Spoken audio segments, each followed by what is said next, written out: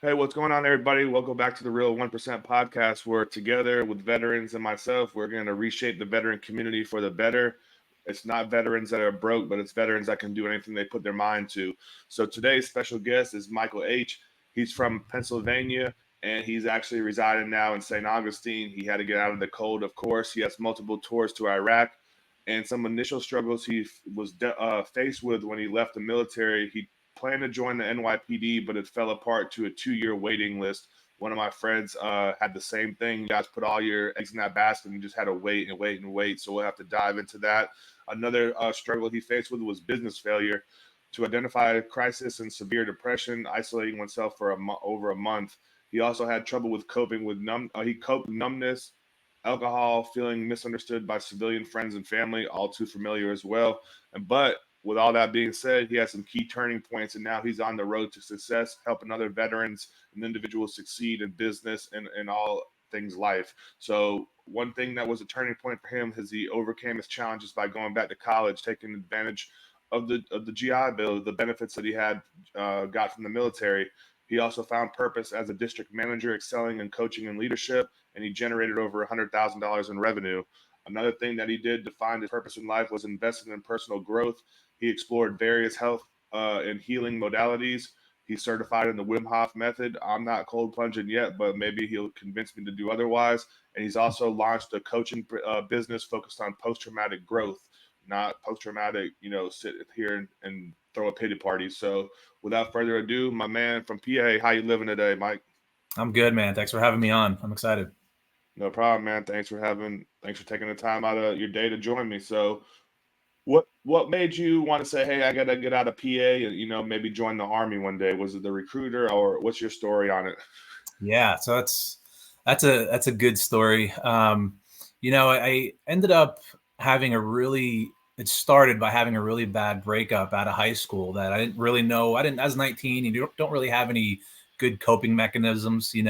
So I kind of took the wrong road and started doing a lot of drugs and alcohol. I did college originally, but I wanted the college life without the college part, if that makes sense. Like I just wanted to Oh party all yeah. the time. So ended up doing that, and it just, I got arrested a couple times, and I started to realize like this just isn't the path I want to go down. So I kind of made a switch and made a turn and uh, got that portion of my life squared away. And I got to a point where I'm like, you know, I'm really not being held back anymore.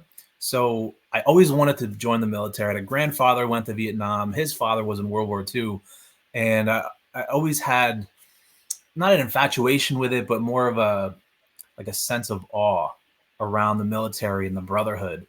And I remember specifically the turning point, the decision for me was when Band of Brothers first came out. And I remember watching that series. And the biggest thing that I got from that series was the camaraderie and the brotherhood that was portrayed in that series. And I'm like, I feel like I have that a little bit, but not to that degree. And I want that. So I ended up joining, and it was the best decision I made. What year did you join the army in? Yeah, that was 2004.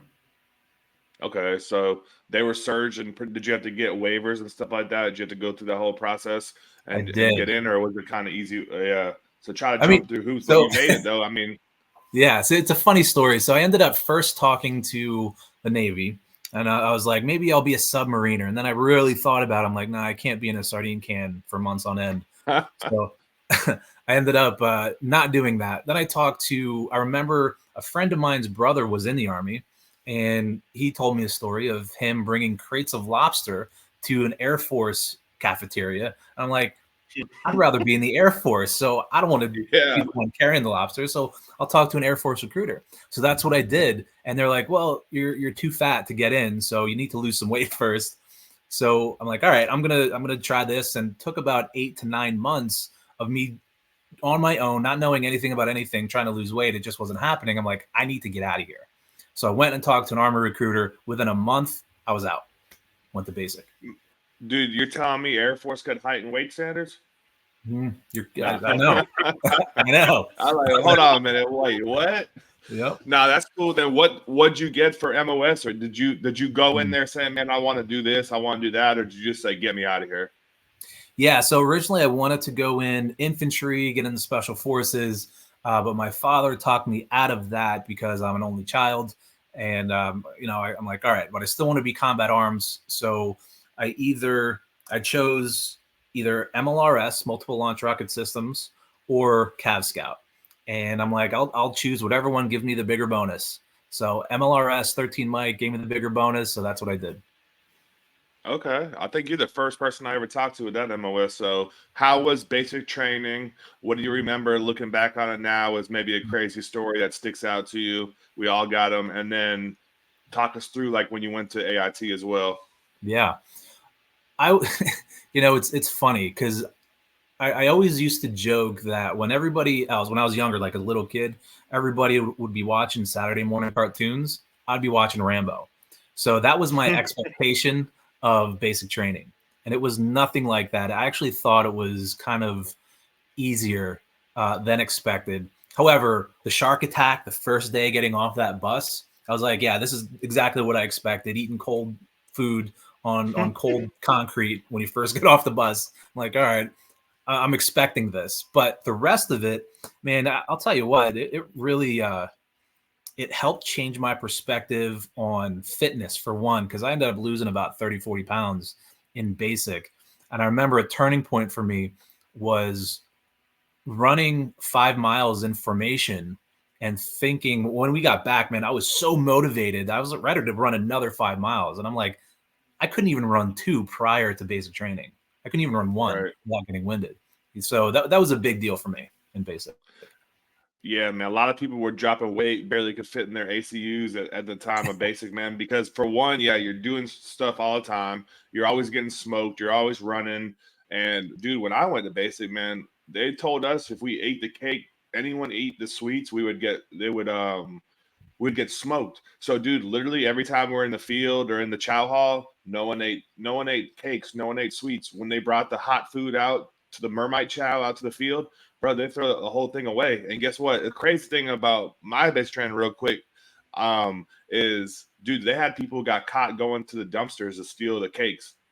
That's how crazy people got in that basic training. So Wow. I don't know if you had That's something funny. crazy like that. Some people were fiending for that sugar, but that's kind of, I'll never forget that, man.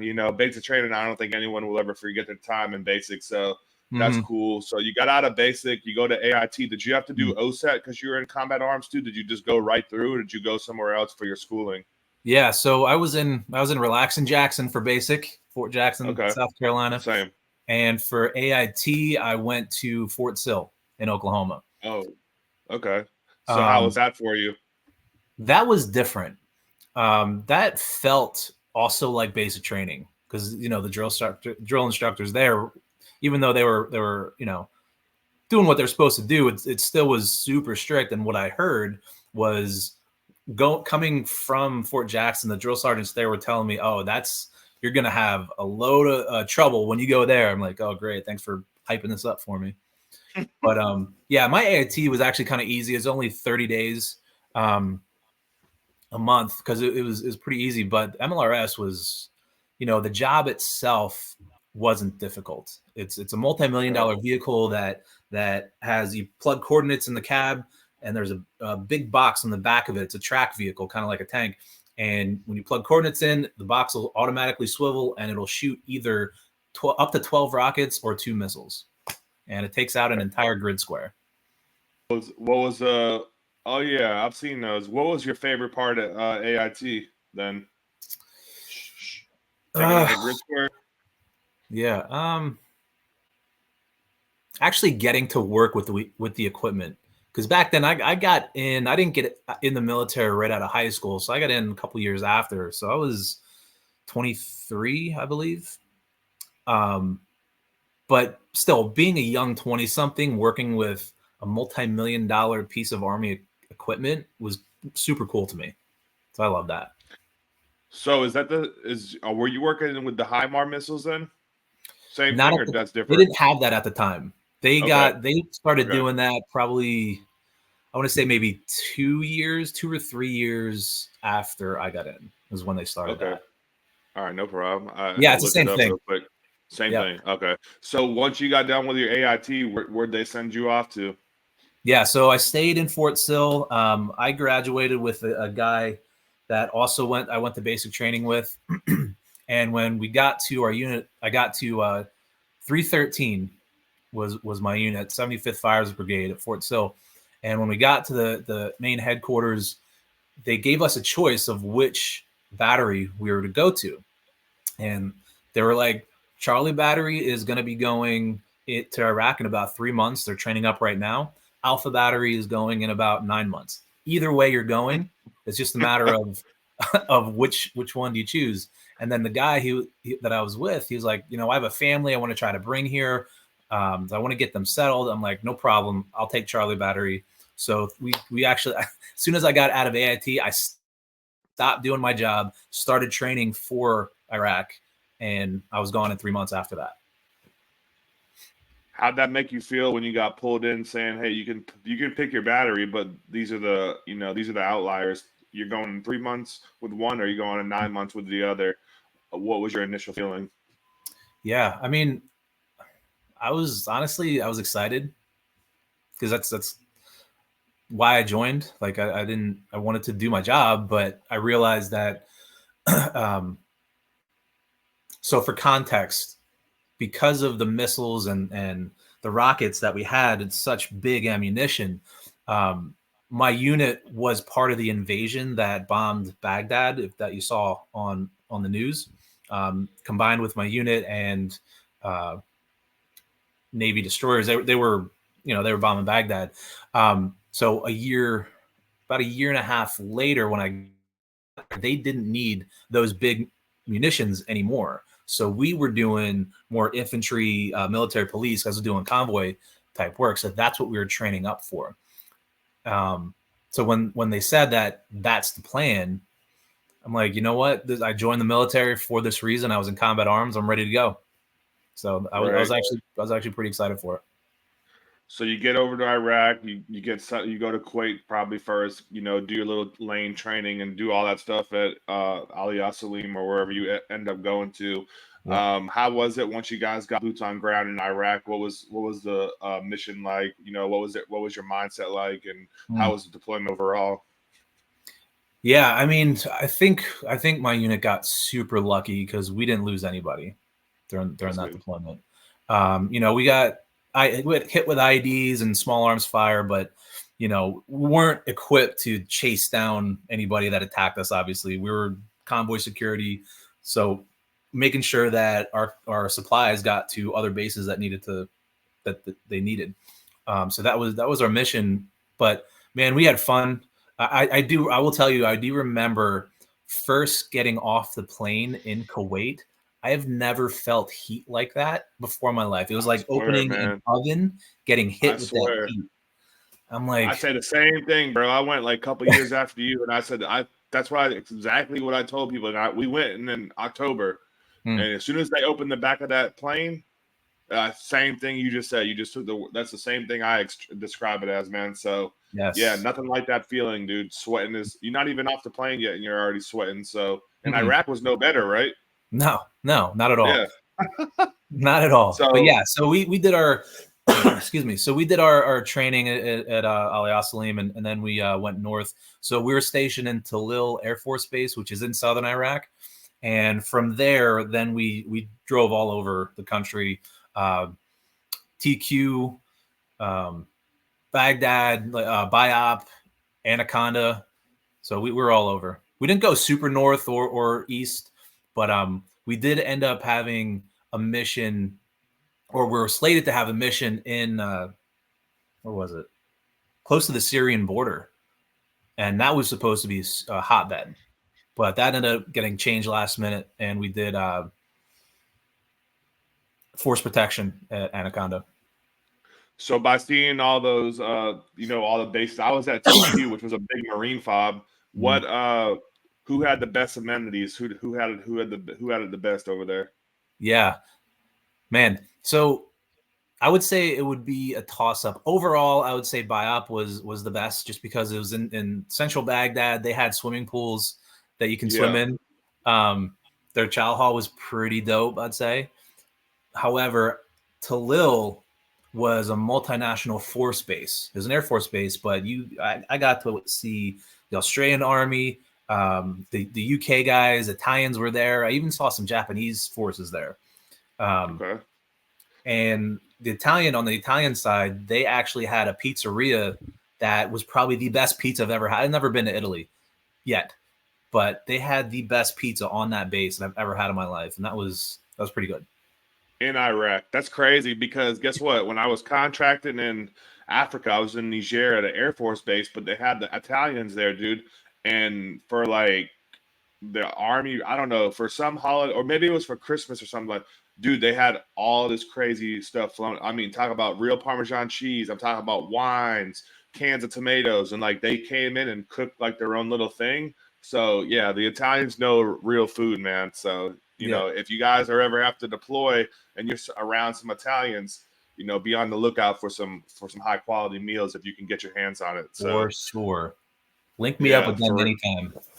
for real, dude. You can't go wrong. Mhm. So you do your deployment.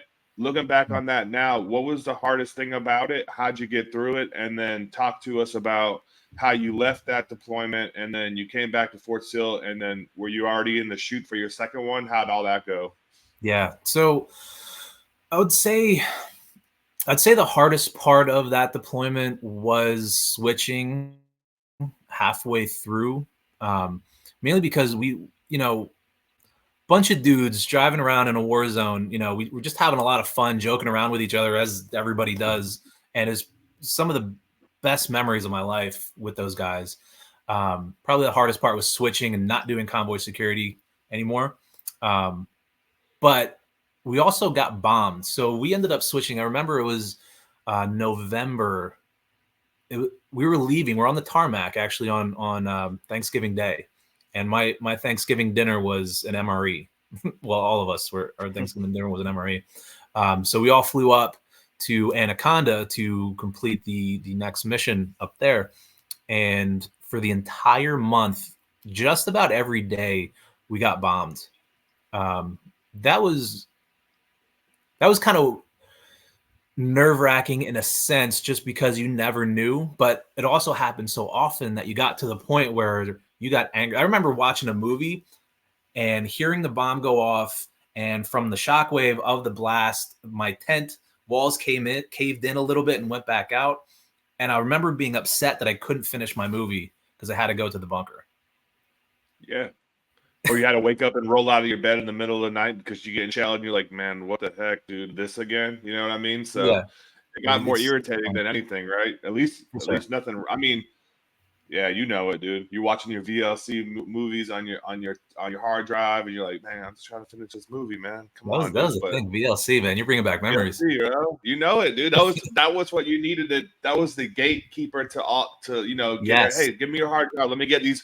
Hey, I'm about to binge watch Prison Break. I'm about to watch The Wire. I'm about to watch all these shows, man, on your day off. But you know how it Mm. goes, man. You know how it goes. Yeah. So you get through, you make it home, you're back at Fort Sill. You didn't Yep. really get the chance to experience Fort Sill too much before you left because you probably had some block leave. Maybe didn't even have enough time to go in the hole like I did because I'm the same scenario. Hey, welcome to Fort Campbell. We're going to Iraq in 3 months. You ready to deploy?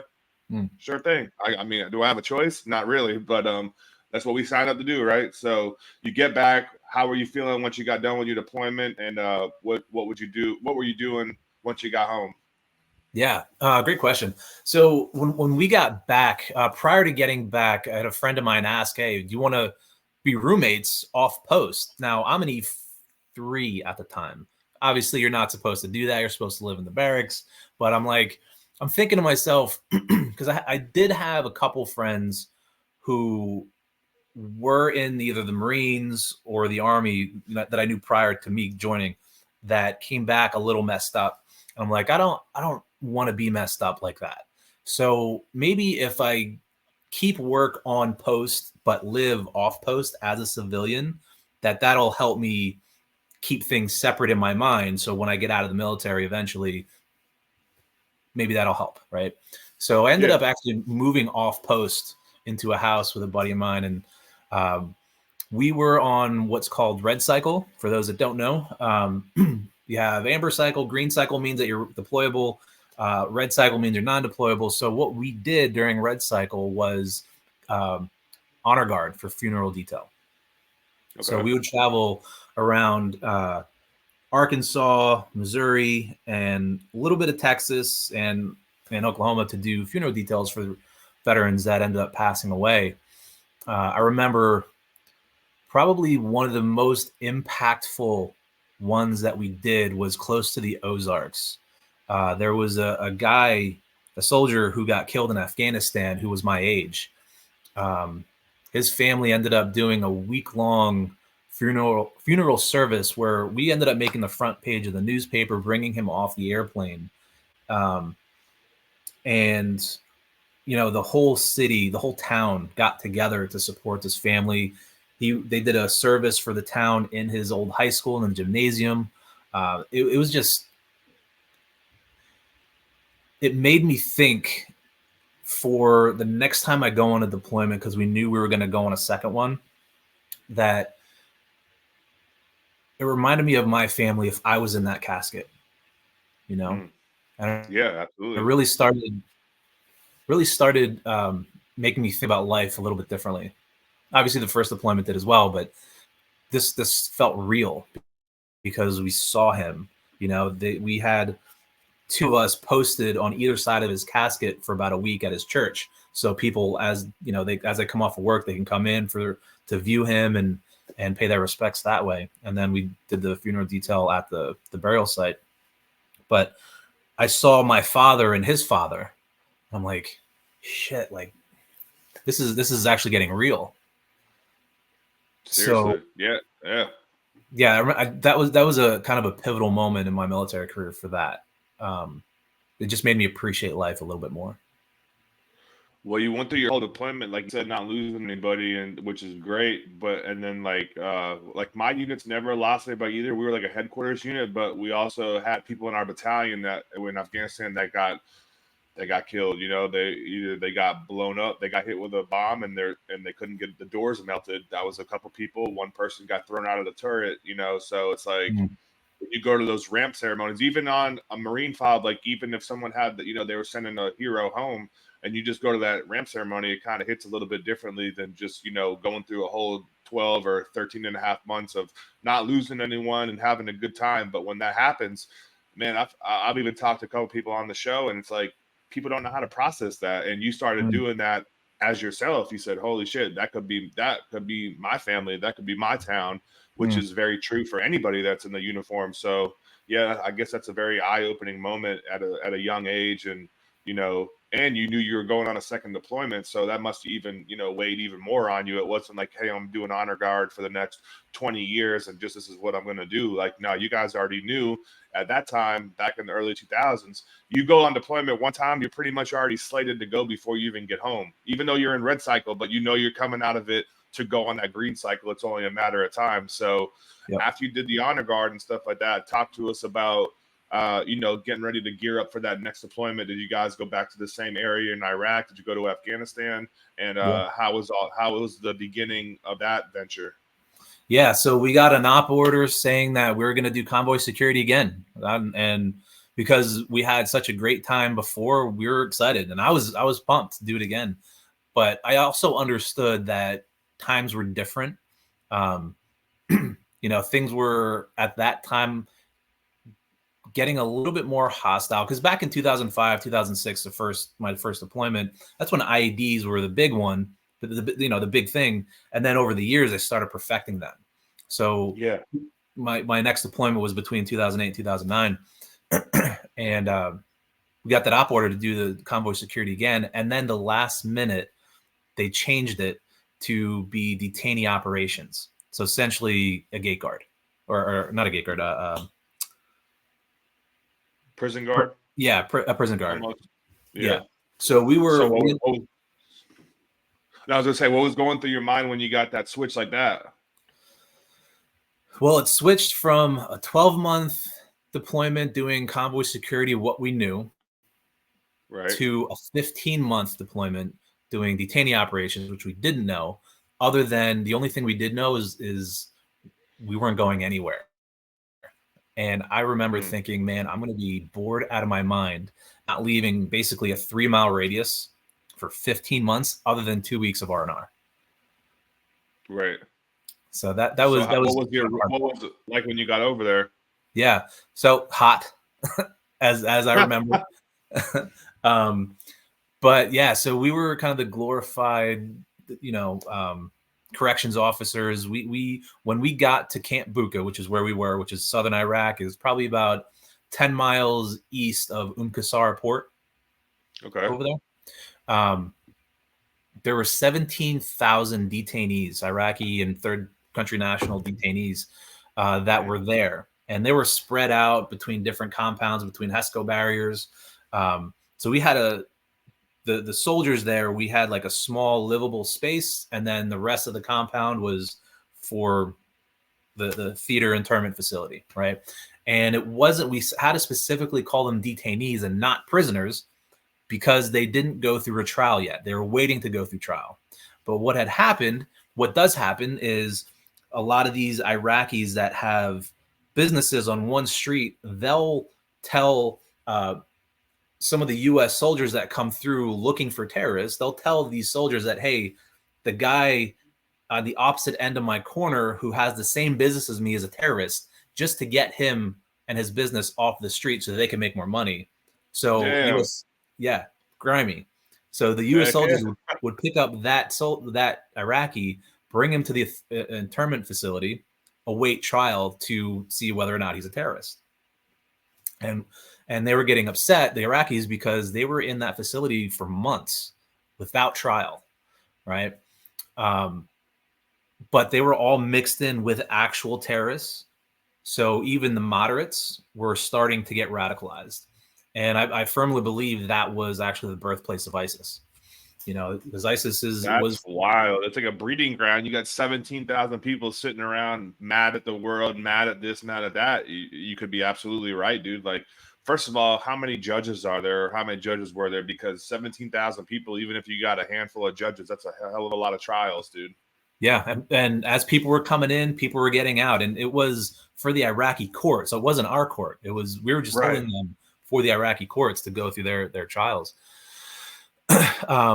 But yeah, because they were just bringing them in, and obviously we had high security portions and then the mass population.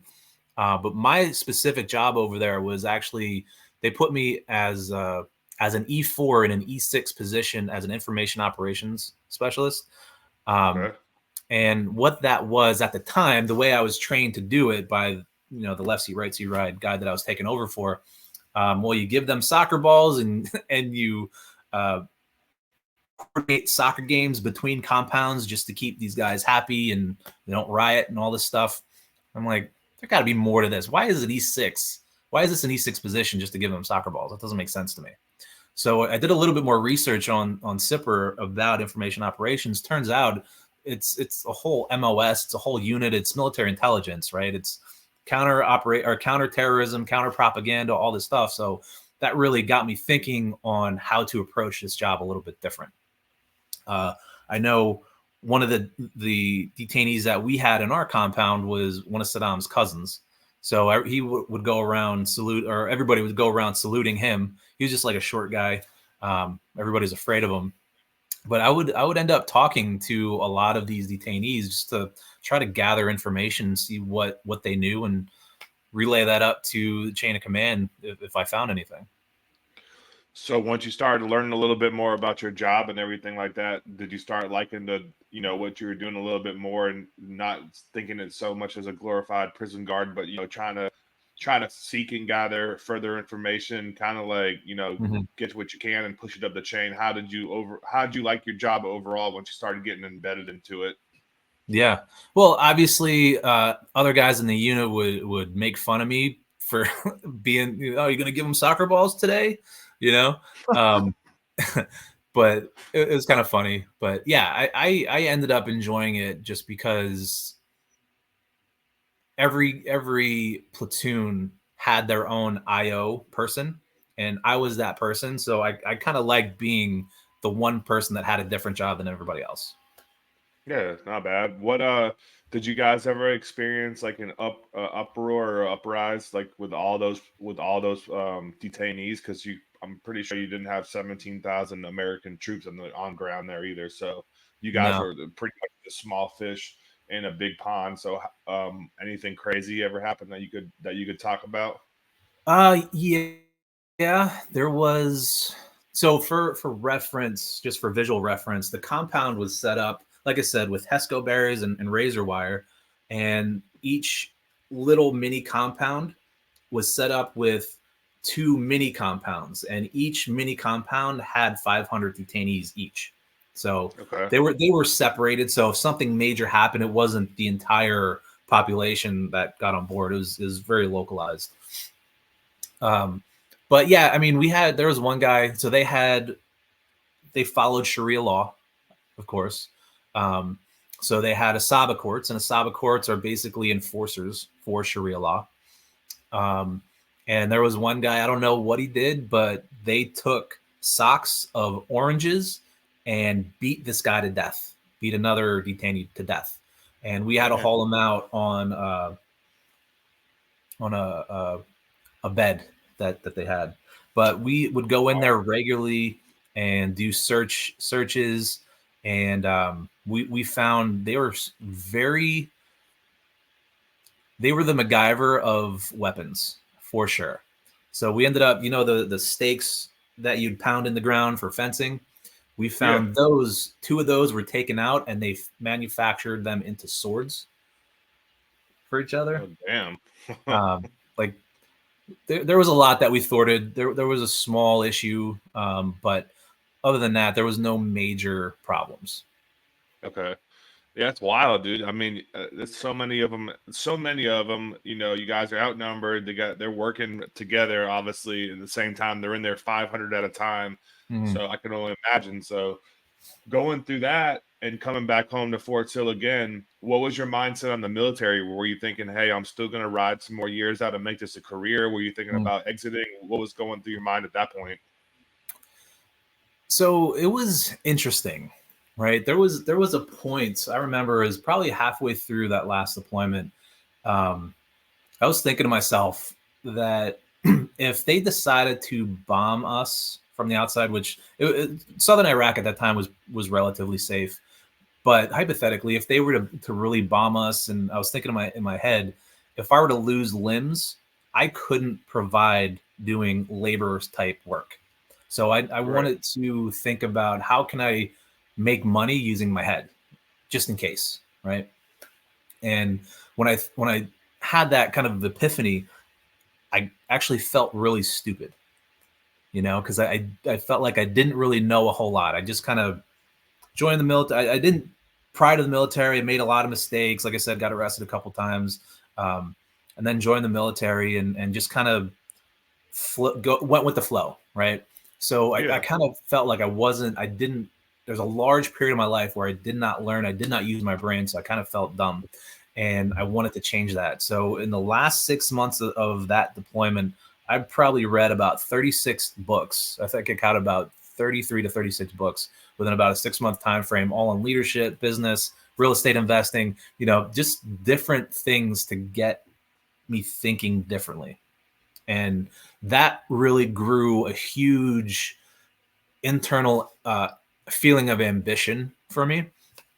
And I only signed up for a 4-year contract, but because of that last deployment, I got stop loss for an extra year, which I didn't mind. It is what it is.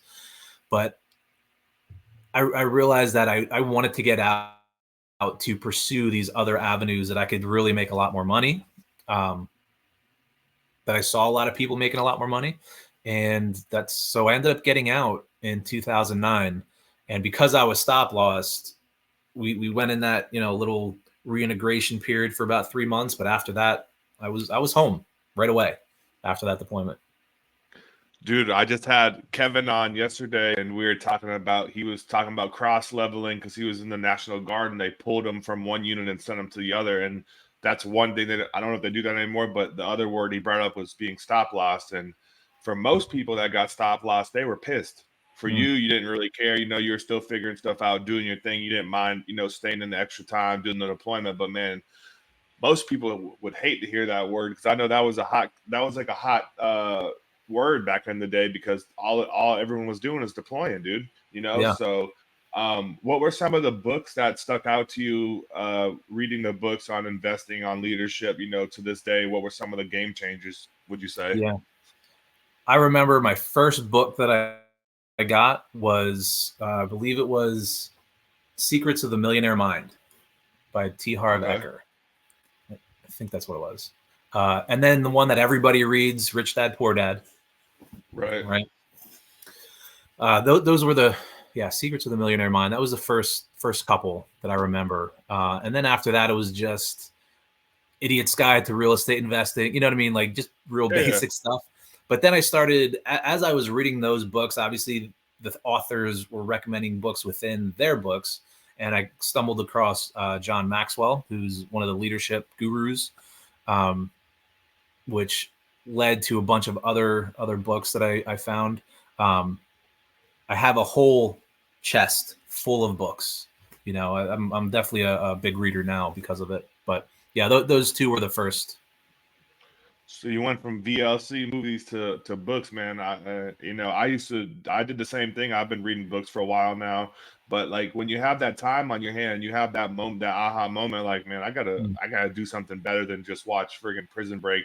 Most people just consume, and just watch. But like, props to you for going after it and reading all those books on a deployment. Probably not many people that were doing that, and you were a young guy, so I'm sure it set the fire underneath you to, succeed and do what you've been doing after the military. But before you left, what was your exit strategy? What did it look like for you going through those 3 months? How was the overall transition out of the military? Did you take full advantage of the VA benefits?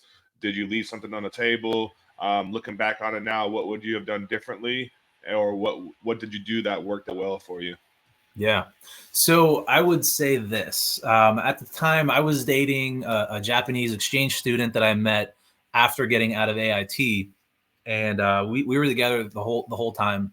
And in Japan, it's a different mentality, because Japanese companies will actually pursue and hire students straight out of college versus the United States, where companies want 1 to 2 years experience first, right? Okay. So the plan was for me to get into NYPD, get into the academy, get through that, because my girlfriend at the time, she was going to graduate halfway through my deployment. So I told her it makes the most sense for you to go back to Japan, get that year or two experience. By the time you get that year or two experience, I'll be set up, ready to go in New York City, because she also wanted to move to New York City, get into marketing, because that was her degree. Okay. And it seemed like the perfect plan, right? Because I wanted to purchase real estate, get into real estate investing, so that way I could slowly transition outside the NYPD, out of that. But I wanted to, while I was in NYPD, I wanted to get into the counterterrorism unit, because that was my skill set back then. Learning a lot about IO and information operations, doing that stuff. Interested in that type of work. And I met some of the NYPD that were actually in Iraq, and I also got trained in Iraq by some FBI guys as part of a hostage rescue team. So all of those experiences really got me interested in that line of work. So I felt like that was a plan, right? I'd be able to get set up in the city, and we'd be good to go. And then I'd start my real estate investing career and live happily ever after, right? Well, turns out that I didn't do my research well enough. I got out October 7th, 2009, set up my entrance exam on the 17th of October, 2009.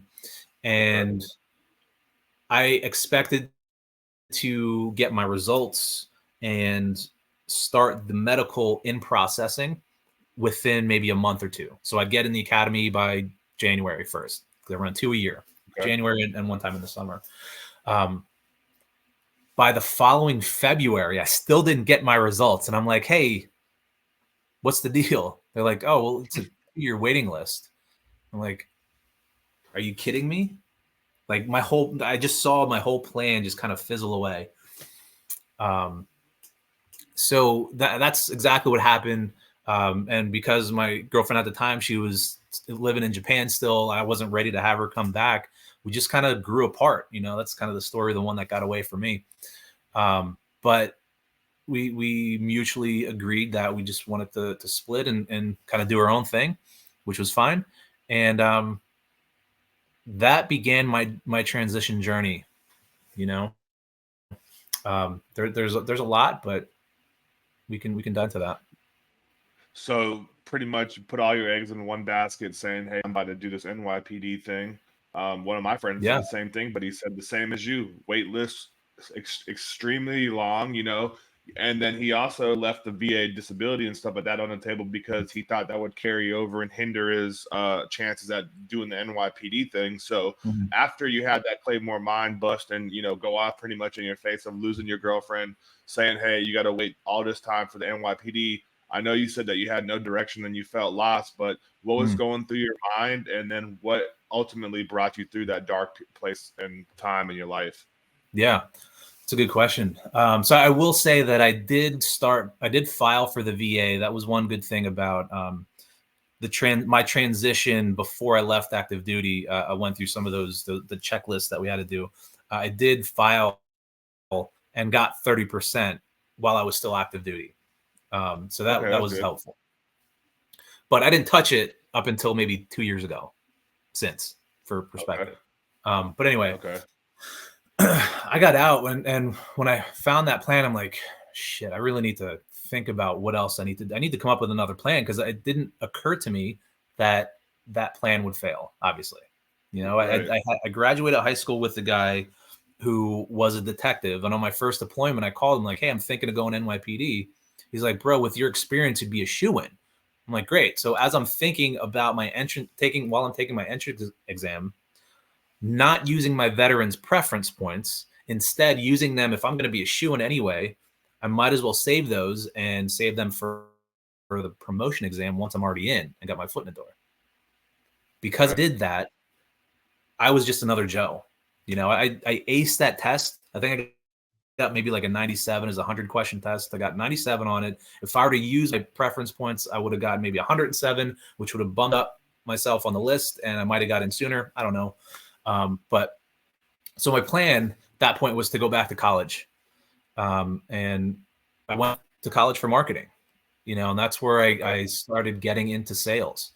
My first semester, I found a sales job, and it was for a direct selling company.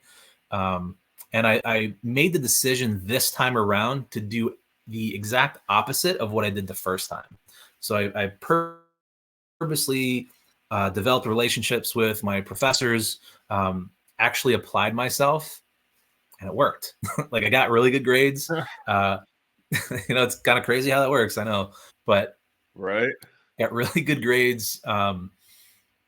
Professors loved me, so obviously they were more apt to help, because people want to help people that help themselves. So they were seeing that I was really trying to help myself, and they helped a lot. So they recommended that I try out for the presidency of the business club of that college. I'm like, I don't know about that, but I'm like, all right, if they see something, maybe there's something there for me. So that's what I did. I ended up getting the president. They voted me in, the class voted me in as the president of the business club, and I decided to use that as, I treated it like a business. So the way I had set it up, I structured it as in a typical business structure, just to test things in the back of my head. They didn't know I was doing this, but I explained it to my vice president and all the other officers of that this is your department. You'll handle the volunteers doing this. My vice president's going to be the operator, and I'm going to be the liaison between outside people coming in and setting up events and with the advisors and all this stuff. So that would be my job, right? So I really tried to embrace that as a business to practice. Okay. So when did the second struggle that was acute to you during your time out the military come along? Like, what business did you start and then ultimately Mm. had to shut it down? What was that Yeah. venture? So that was the direct selling job that I had, and I don't know if you've heard of Cutco Cutlery, but it's an American-made knife Yeah, dude. company. Absolutely. Yeah, so I didn't know what it was at first, and obviously you go to the interview, nobody really knows what it is. But I'm like, I'm a big cook, so I love the knives, right? And I was actually remembering that I was upset that I never heard of it before because of all the money I wasted. Every time I moved in the military, I bought new knives. If I would have known about this, anyway. But yeah, so I ended up selling them, and I did well enough that they asked me to run my own office the next year. So I was probably with them about 9 or 10 months before I opened up my own district office. And you know, I feel like I did pretty well from what I was told. You know, I didn't blow anything out of the water. I did $100,000 in revenue my first 4 months open, Nice. where the average was 60,000. You know, Yeah. again, Great. I didn't blow it out of the water, but it was better than the average, and I was happy with that. And what I was learning running that business was, number one, leadership was way different than what I thought comparatively from what I learned in the military. Okay. And we could dive into that if you want to, but I learned being a district manager, recruiting and running a sales office, that I was less of a sales manager and more of an emotional manager. So I was basically a life coach for my sales reps, because I started to notice that A plus B doesn't equal C in this job, in this role, right? Sales lends itself very well to personal growth. And I was obviously learning a lot about this. And as I'm talking to my reps and trying to coach them through a lot of stuff, I'm realizing that, well, they develop a lot of patterns, behavioral patterns. And how can I talk them through those behavioral patterns so that way they can be successful? Because if their success is my success, and vice versa, right? So I really learned how to manage their emotions so they could do the job well, which in turn got me to think about how I manage my own emotions and how I behave. And I started thinking really about why I behave the way I do. So that was a whole exploration. But over the next couple months, I realized that my transition from season to season in that business wasn't very good. I didn't have a really good plan for that, mainly because I knew that it wasn't going to be my be all end all. That wasn't what I really wanted to do. So I always had one foot in, one foot out. And that was the thing that hurt me, because I didn't really think too far ahead. So the transitions from season to season, like summer season to fall season, is what I'm talking about. Yeah. It was very different because we recruited mostly college kids. So in the summertime, that was the busy season. Everybody's out of class. And then come time for spring, you know, I just wasn't very good at recruiting at that point for new sales reps. And I was spending more money than I was making.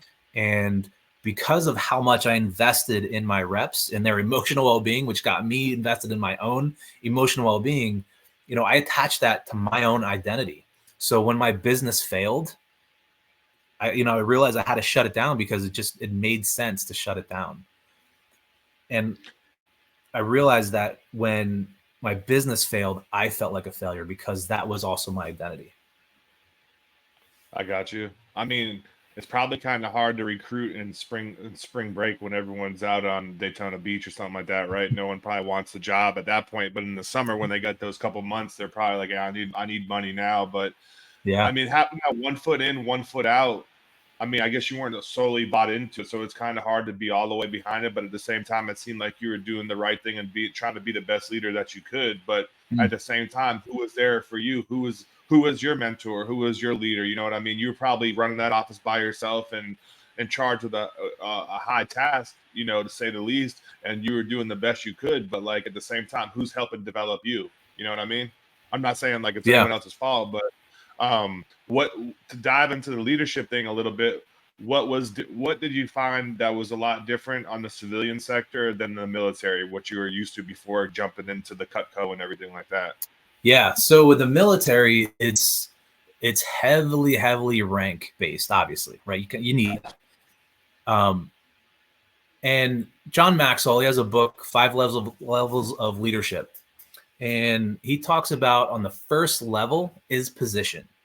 And that's where everybody starts, right? Position is your job title, or I equate it to your rank, right? It's a place where everybody starts, but it's not a place you want to stay.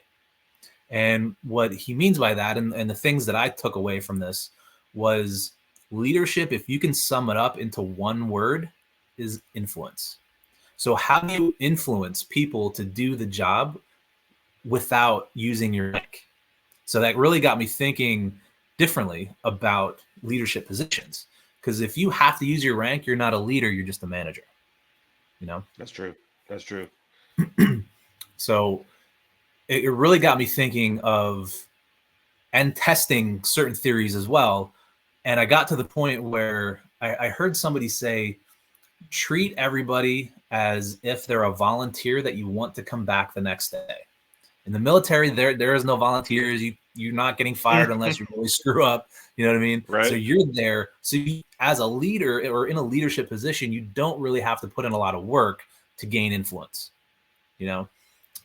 That's true. Now, there are, I've had different leadership experience. I've had more laissez-faire leaderships where the first sergeant, he was like, I remember my first day at the unit, our first sergeant, he was like, I love you guys. I'm like, I'm expecting this to be a lot harder, like Rambo style, you know, like I was talking about earlier.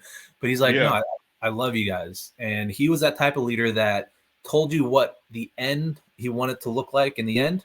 However we got there is however we got there. And that Right. created a lot of unit cohesion.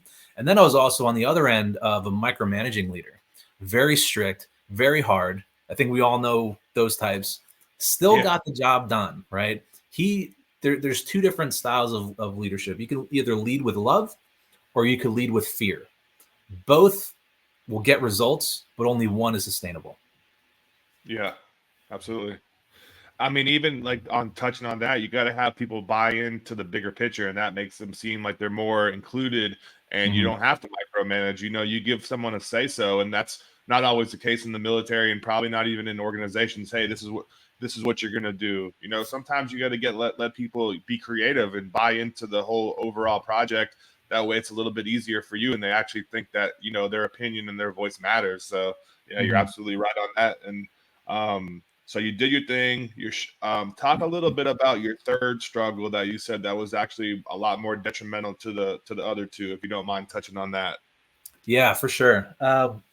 So this is more of a chronic struggle rather than an acute struggle, and it really solidified when I had to close my business, but more so when I first got out of the military is being numb, because I remember when I first got out of the military, like, you're a different person. You know, that the military really, for me, it made me into a man, and you're a completely different person than when you went in, because you experience a lot of things. Like, the government gives you all this responsibility to maintain and operate multi-million-dollar pieces of equipment.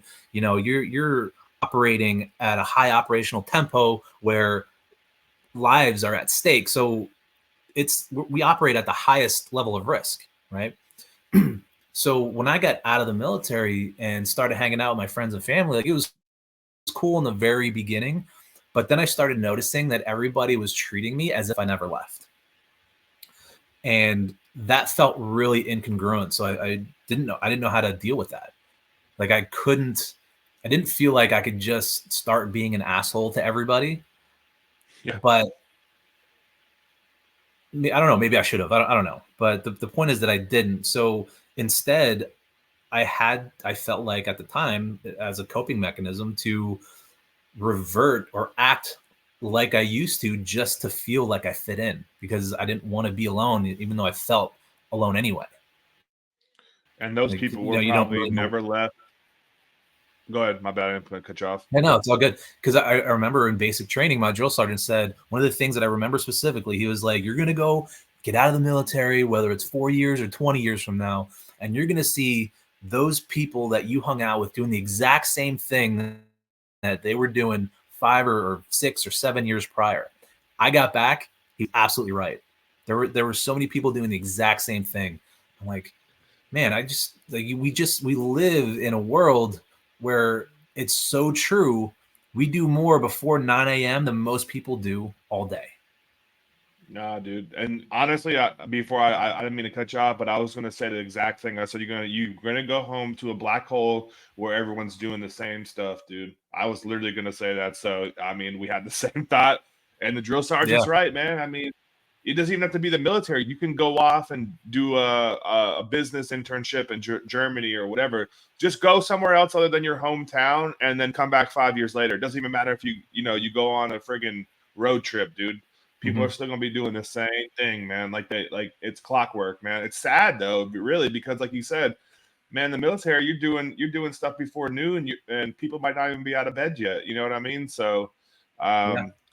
I guess that's the harsh reality of going home to the place where you grew up at. But sometimes you don't have any. I mean, I guess there's always a choice. You can go somewhere that you don't know anybody, that you might only be by yourself. Which who really wants to do that? I mean, it might be an adventure to say the least, but at the same time, you want some kind of formality to. Okay, well, I know I got my parents here. I got a couple of my friends, but sometimes you just grow away from those friends that are doing the same thing. You love them. You want to see everyone succeed, in this life, that we Mm. can have whatever we want if we put our mind and our sweat equity towards it, and just hard work, and put your head down, and just go for it. But at the same time, a lot of people don't have that mindset. And I think the military instills a lot of stuff, like you just said. They give you millions of dollars of equipment before you're 21 years old, and say, hey, this is yours. You're signing for the stuff. You're in charge of this. You're doing this E6 job. You're doing all this stuff. And then when you get out, you kind of, if you don't have something lined up, or your plan A falls through, like it does for so many people like you and I, then you're like, holy shit, what do I do next, man? I know I'm worth more than $13 or $14 an hour, because I was just doing all this stuff. So it's like, you got to really figure out your next mission. So after you going through all those hardships, I mean, definitely you were in a dark place at a time, but you pulled yourself out, and you got Mm. into a scenario where you're now changing people's lives for the better. So talk about what you're doing now, and what ultimately led you to, do your own coaching, your own entrepreneurship venture, and what you're actually doing at this point. Yeah, no, I appreciate that. That's definitely a lot of good points there.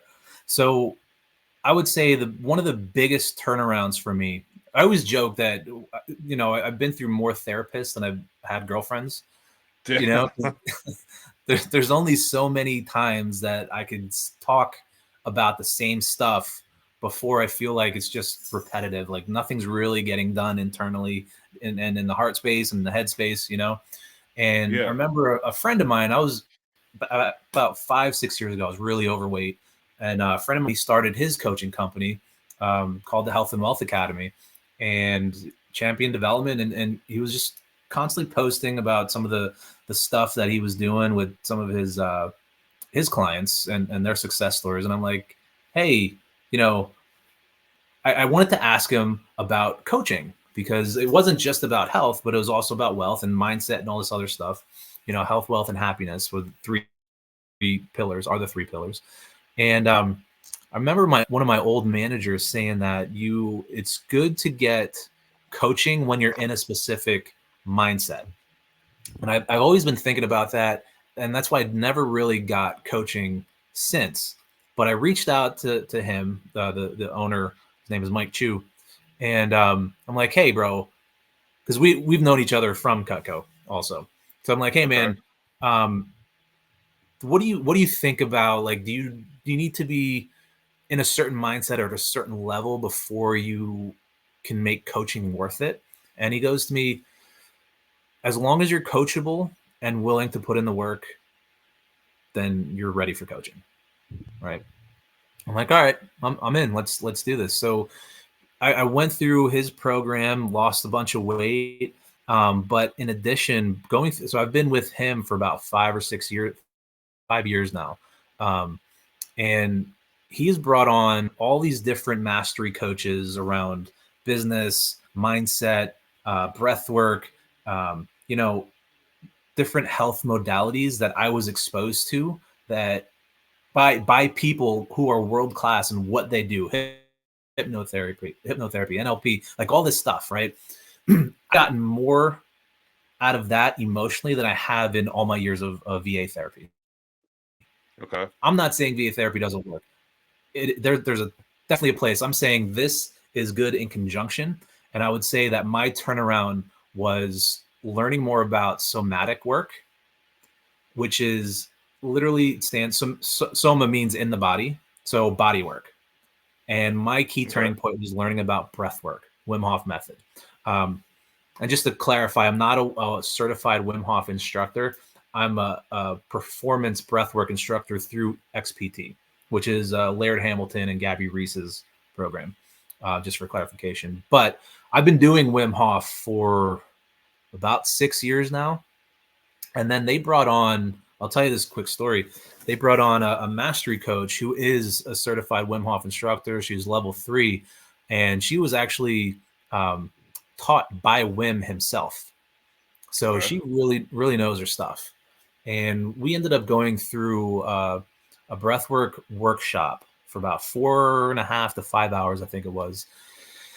And going through that workshop, man, the breathwork was so intense. But when we were done, I was bawling my eyes out. I didn't understand why. I didn't understand where this was coming from because I just didn't know. I didn't know where it was coming from. And she came over, put her hand on my shoulder, and I opened my eyes. I was ugly crying, right? I opened my eyes and I saw her like she had soft eyes and a soft smile, and she's like, "I'm so proud of you. You're doing really good." And I'll tell you, it was the first time in probably since I left the military that I've actually felt seen and heard and understood, and more importantly, without judgment.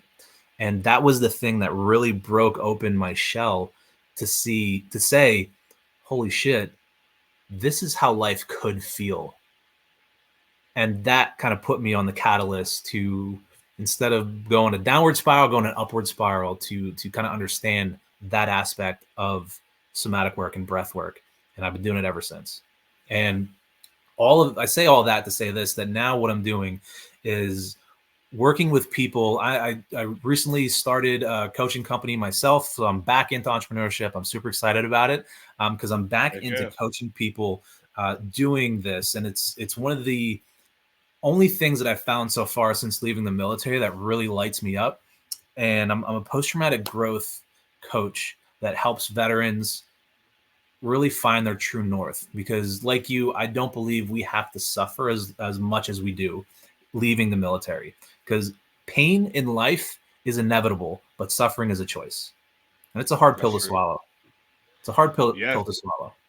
Yeah, But there's absolutely. ways to get through it. And that's what I teach other veterans and people like me. So how can someone find you if they want to get in contact with you or learn more about what you're doing for your coaching business? Yeah, the easiest way is to look me up on social media. I'm on Instagram, and LinkedIn is probably the best ways to reach out. Don't yet have a website. I'm currently working on that myself. But yeah, it's Warrior Wisdom Coaching is the name of it, and I will be launching a website very soon. Okay, cool. And what do you think is one thing you miss about the military and you can't say camaraderie? Everyone knows that, man. Everyone Yeah, knows that we got to get more creative now, man. So what would you say? that's a good one. One thing I miss, the jokes. Joe, Maybe yeah, maybe that's a okay. function of camaraderie. But we used to roast each other so hard for the sake of being funny. Yeah.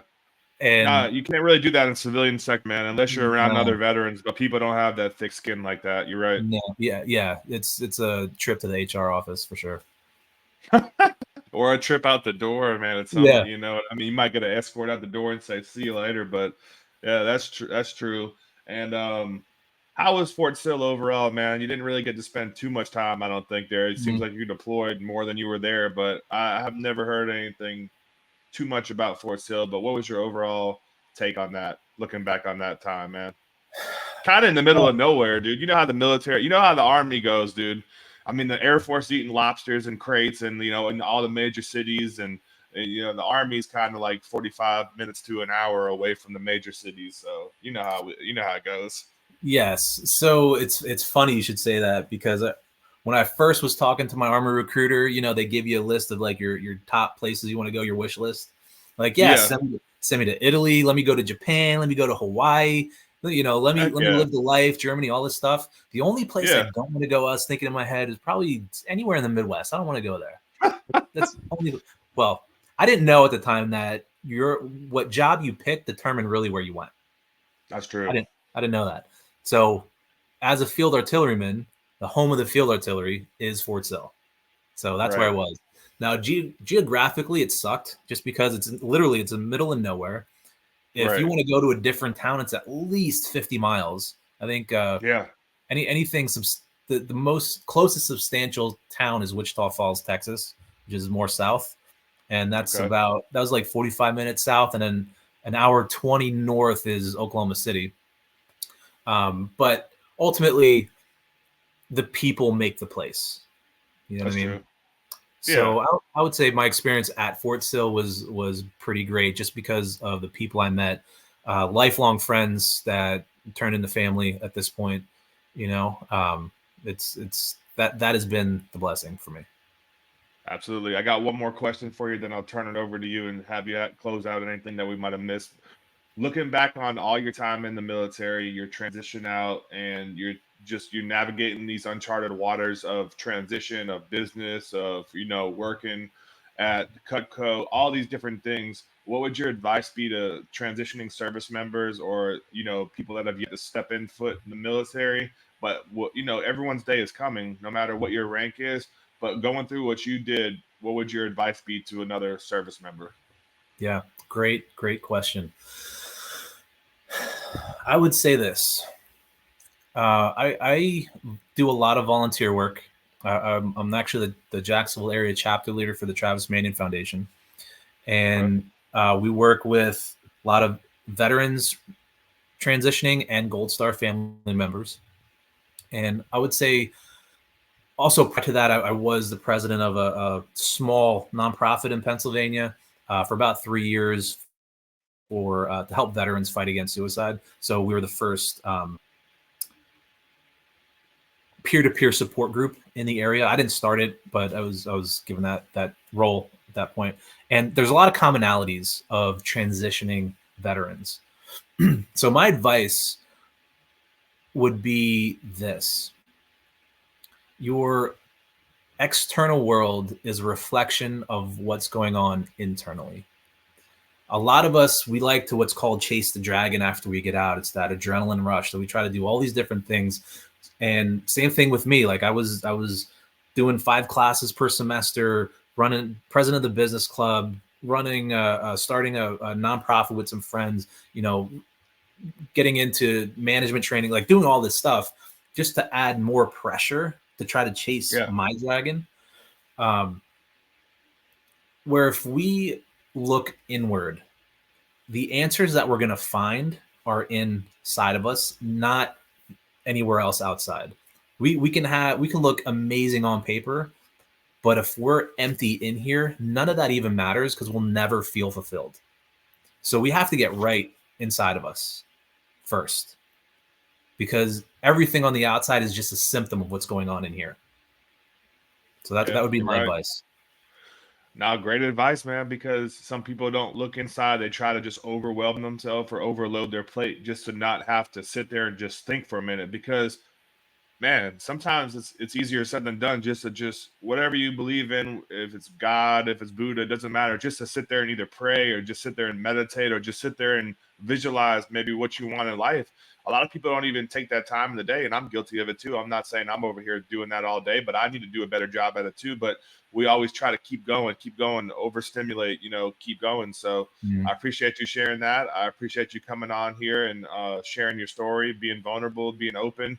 You didn't leave anything, the ugly parts out. You included it, and I think that's great, because a lot of people on social media, they portray the best image of themselves, and that's not Mhm. real life. That's just a sliver of it.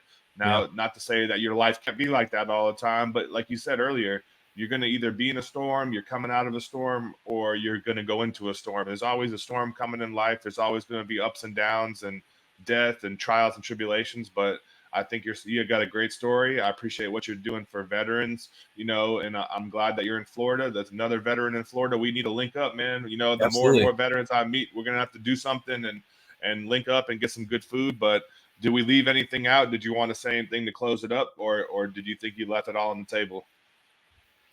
Yeah, I would say I covered a lot. I would just say to close out this, any veteran that feels like they're struggling, you're not alone. We've all felt the same way. The details might be different, but the emotions are the same. And the answers that you're looking for, the results that you're looking for, is typically in the place you're avoiding. So if you feel like you are not getting the respect you want, if you feel like you're not being understood, give what you feel like you're not receiving, because that opens you up to receive, right? So if you don't feel like you're being respected, respect other people more. If you don't feel like you're not being understood, try to understand other people more. It's virtually impossible to give a hug and not get one back in return. So that's why I say whatever you feel like you're missing in your life, give more of that. Oh, great advice, man. And almost be like, do to others as you want done to yourself, like you just said, Mhm. and just try to help more people, and you'd be amazed at what's going to come your way. Put yourself out there, get out of your comfort zone. That's the only way you're going to grow. You're not going to grow by doing the same thing over and over. That's the definition of insanity, thinking you're going to get a different result. So if you Yeah. guys listen, if you listen this far, we appreciate you guys listening in to Mike's story. We appreciate your support. If you're on YouTube, like, comment, subscribe. Let us know what you liked about the episode. Let us know what you might want to hear in another episode. And let's, change the narrative on the veteran community. Veterans are great. People in general are amazing if they put themselves put themselves to use and try to harness the best of their ability. So, I appreciate you guys listening. Mike, appreciate you coming on the show, and I'll see you soon. Thanks, everybody. And you guys have a blessed rest of your day. Take care. Thank you. Thank you.